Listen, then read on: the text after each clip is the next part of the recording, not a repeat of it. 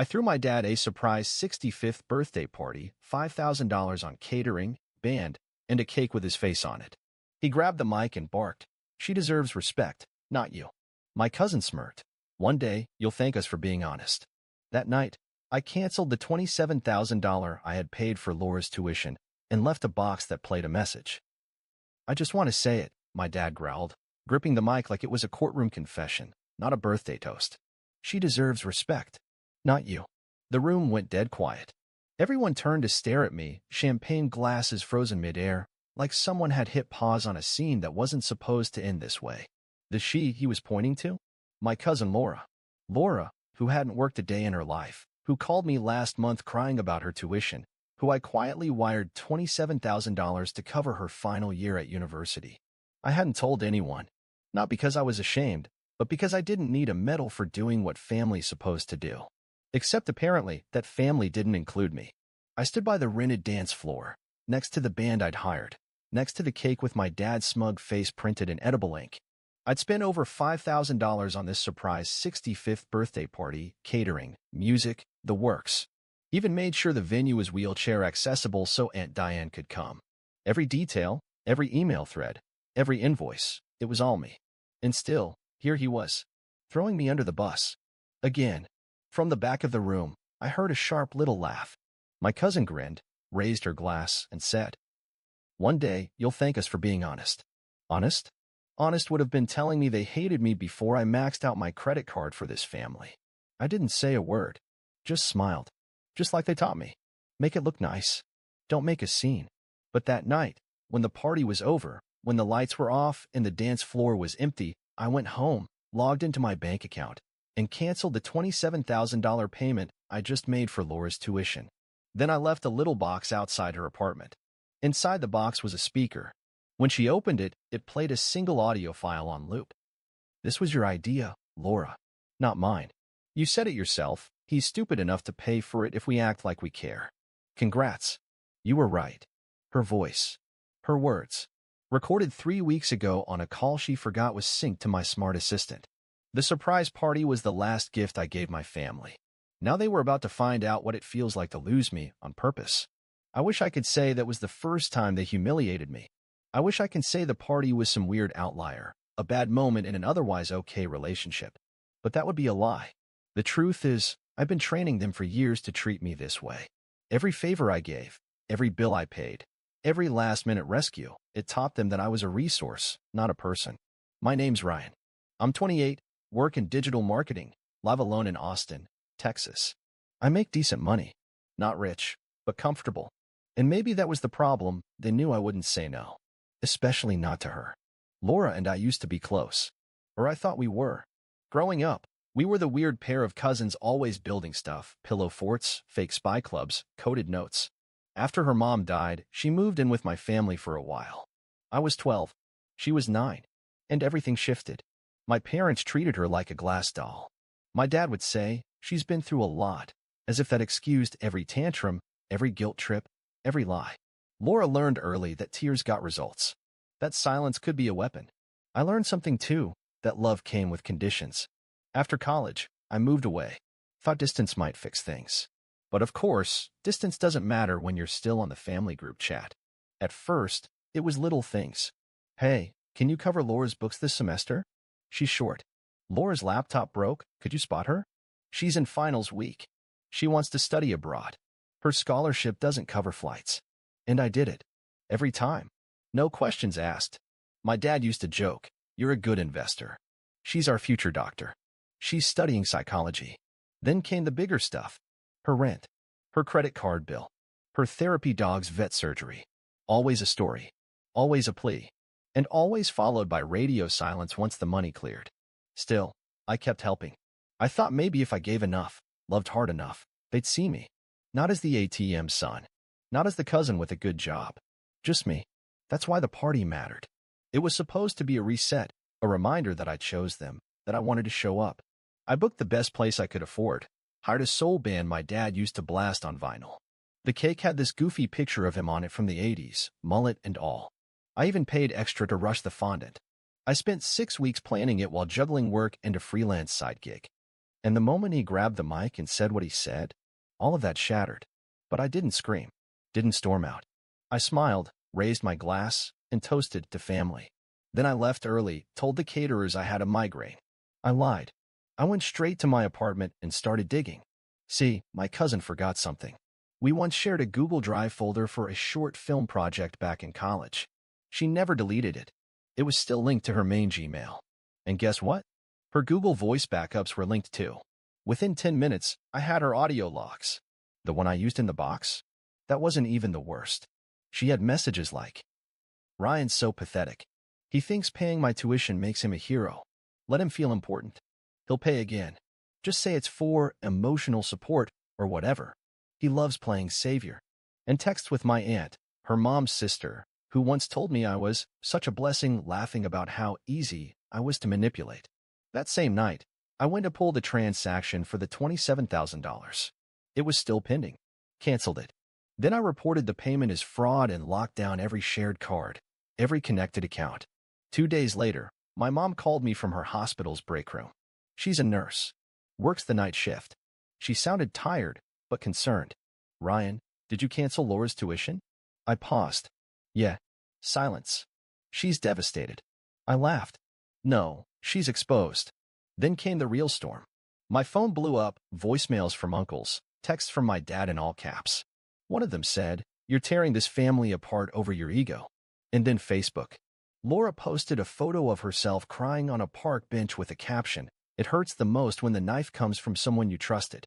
It got 143 likes and a dozen, "You deserve better" comments. She was turning me into the villain. I didn't respond. I went darker. I made copies of everything: audio, screenshots, transcripts, and created a folder. Named it "Before They Rewrite History." Then I sent it to one person, my dad's older brother, Uncle Pete. He lives in Nebraska, barely talks to anyone, but he used to be the only person in the family who called me for my birthday. He replied within an hour, "I always knew they were using you. You want me to make a call?" I said no. Not yet. I wanted them to feel it first. The next morning, I got a text from my dad. "Call me. Now. Don't make this worse." I ignored it. That afternoon, I posted a photo on Instagram. Just me, smiling, standing in front of a giant whiteboard with one sentence written across it. "I was never part of your plan, just your emergency fund." No hashtags. No context. It got shared 800 times. Laura deleted her crying post that night. But it wasn't over, because they hadn't seen what I left in her mailbox. It was a second box, and inside it was a hard drive, labeled, "The evidence you forgot I had." I waited 1 week. 1 week of silence from me. 1 week of chaos from them. My dad called 4 times a day. Laura tried to email me pretending to be calm and open to healing. My aunt posted a long, performative Facebook message about how forgiveness is a sign of maturity. And then came the group chat. My phone lit up. Family core. A new chat. My name added. The first message? "We're having a dinner next Saturday. Dad wants to apologize in person." I stared at it. A dinner. At their house, where I used to sleep on a couch after helping them move, or paint the walls, or fix the leaky roof, all unpaid, all unthanked. I typed one word. Sure, but I wasn't coming alone. Saturday night. I arrived late on purpose. Laura opened the door. Pale, quiet, in sweatpants instead of her usual Instagram-ready look. She gave me this trembling smile and stepped aside. I walked in holding a small black duffel bag. The house looked the same, but something in the air was different. Heavy, tense. My dad sat at the head of the table, still in his usual polo shirt like it was Sunday brunch. My mom stood in the kitchen pretending to stir something that wasn't even cooking. "Glad you came," Dad said stiffly. "We wanted to clarify things." "Of course," I said. "That's why I brought something." I unzipped the bag and pulled out a portable speaker. I set it in the middle of the table, then pulled out a folder. Thick, labeled in red Sharpie. Lies. With footnotes. Laura stiffened. "Ryan, what is that?" my mom asked, her voice cracking. "A family scrapbook," I said. "The parts you tried to delete." I clicked play, and there it was, Laura's voice. "He's pathetic. He'll pay if I cry. Let him feel useful." My father blinked. My mother's hand went in her mouth. "But Laura?" She snapped. "That's taken out of context." I didn't even look at her. I pulled out the printed transcript. Then the text screenshots. Then the transaction logs she sent to friends bragging about the easy cousin money. One where she wrote, "Told him I was having a breakdown. He paid for my semester in under 10 minutes. LOL. Then came the photos. My photos. Screenshots from my Gmail showing forwarded confirmation emails, tuition payments, textbook orders, all under my name. And the final touch, a screenshot from her shared Google Drive folder, a folder titled Backup Dirt. A collection of fake arguments she'd scripted, just in case I ever tried to flip the narrative. I turned to my dad. "You said she deserves respect," I said. "You still think that?" His jaw clenched. He didn't answer. But someone else did. "Not anymore," said a voice behind me. Everyone turned. It was Pete. Uncle Pete. He stepped into the living room like he'd been waiting his whole life to do this. "I wasn't sure I'd come," he said, tossing a manila envelope on the table. "But after what you told me, I checked the records." "What records?" Dad growled. Pete smiled. "Like how you used Ryan's social security number to co-sign a loan back in 2021. Or how you applied for emergency COVID business relief under his name. Or how you listed him as an employee of a company that doesn't exist." My father stood up. "You don't know what you're talking about." Pete didn't flinch. He reached into his coat pocket and pulled out a letter.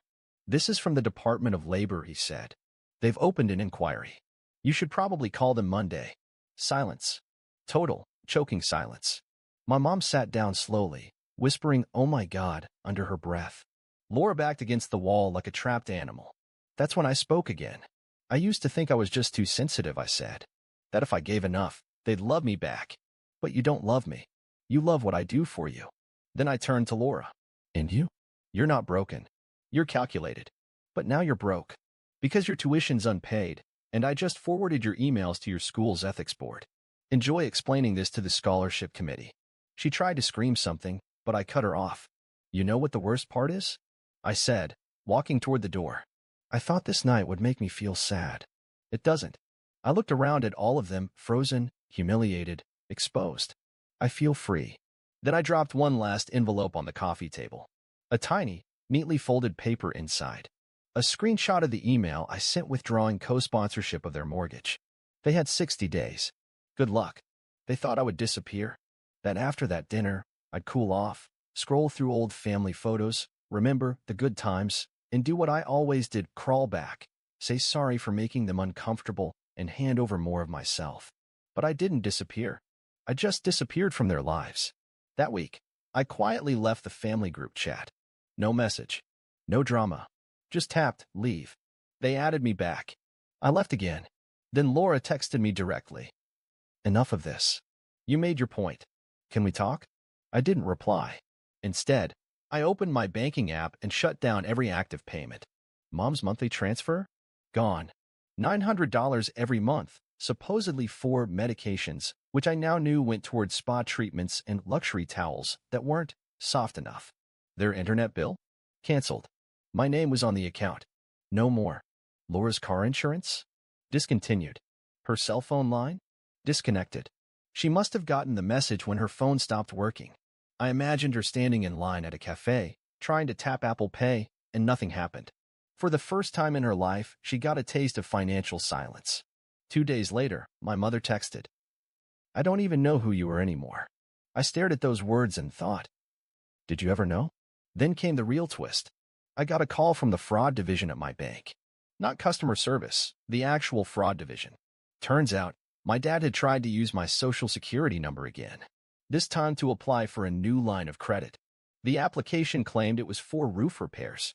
The same repairs I paid for 2 years ago. They asked if I authorized it. No, I said. That's identity theft. They froze his accounts. All of them. Anything linked to that request was put under investigation. His pension account? Blocked. His personal credit line? Flagged for misuse. That night, my father sent me this gem of a message. "You're destroying me." Over what? A stupid speech at a party? No, Dad. Not just that. I was done being your walking debit card. Done being the background character in your story, applauding from the wings while you tore me down. Then came the funniest part. My cousin Nick, yeah, that Nick, the one who toasted Laura with a smirk and told me, "One day you'll thank us for being honest." He texted me, "Hey man, crazy week. No hard feelings, right? We're still family." I didn't answer. I just forwarded him an audio clip, one I had pulled from Laura's Drive folder. His voice. Ryan's a walking ATM. You just push the guilt button and boom, tuition, rent, new phone. Fool doesn't even check if you're lying. He heard it. I know he did. 5 minutes later, he replied, "Please delete that. Please." I didn't even open the message. I didn't need revenge. I wanted truth to sit in their inboxes like hot coals. A few days later, my mom tried to accidentally bump into me at my usual coffee spot. She walked in, saw me sitting there with my laptop, and said, "Ryan." I looked up and said calmly, "Sorry, these seats are taken." She didn't order anything. She just turned and walked out. But the real fallout? That came from Laura's university. They called me. Apparently, her funding had been revoked. Her degree was on hold until she paid the outstanding balance in full. They still had my contact listed as the emergency payer. "Would you like to settle this on her behalf?" the administrator asked.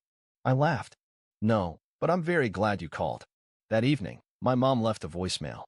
I listened to it while making coffee. Her voice was shaky, theatrical. "We know we made mistakes, but you're not really going to just abandon us, right? We're your..." I hit pause before she could say the last word. I already knew what it was. Parents. No, you were never parents. You were leeches. You were debt collectors wrapped in family branding. And this time, the debt was due. So I printed the final bill I still had active, their utility account. I paid off the current cycle. Just once. One last time. Then I logged in and shut down the autopay. On the payment confirmation, I left a memo. One that would show up on their billing notice. Final payment. Not family. Just closure. I didn't change my number. Not because I wanted to hear from them, but because I wanted to watch them burn the last bridges themselves.